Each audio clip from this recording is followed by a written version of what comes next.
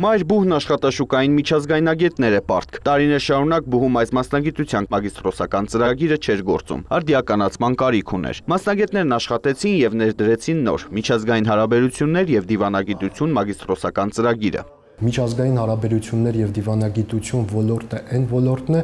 որը ժամանակին համահունչ անընդհատ փոփոխությունների կարիք ունի եւ այս ծրագիրը լիովին արձագանքում է ոլորտի բոլոր առաջատար գիտական, կրթական եւ աշխատաշուկայի պահանջները։ Կրթական ծրագրով դասավանդելու են ոլորտի հեղինակավոր մասնագետներ արտասահմանյան բուհերից։ Նրանց ներգրավումը հնարավոր է դարձել Երևանի պետական համալսարանի միջազգային գործակցության շնորհիվ։ Կրթական ծրագրի մեջ ներգրաված են այս պայդորությամբ արդենից 3 արտասահմանյան գործընկերներ հեղինակավոր բուհերից, մասնավորապես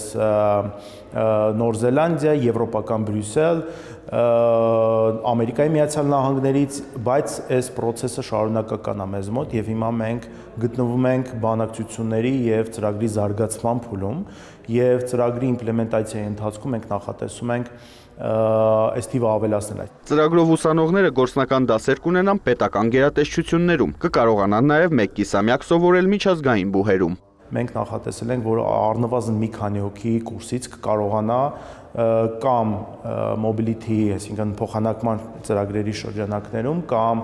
հետազոտական աշխատանքներ իրականացնելու շրջանակներում անցկացնել որոշակի հատված իր ուսումնառության ընթացքում արտասահմանյան գործընկեր բուհերից մեկում։ Իսկ այդ գործընկերների թիվը բավականին մեծ է։ Կրթական ծրագրի շրջանավարտները կարող են աշխատանք գտնել ինչպես հայաստանյան, այնպես էլ միջազգային կազմակերպություններում։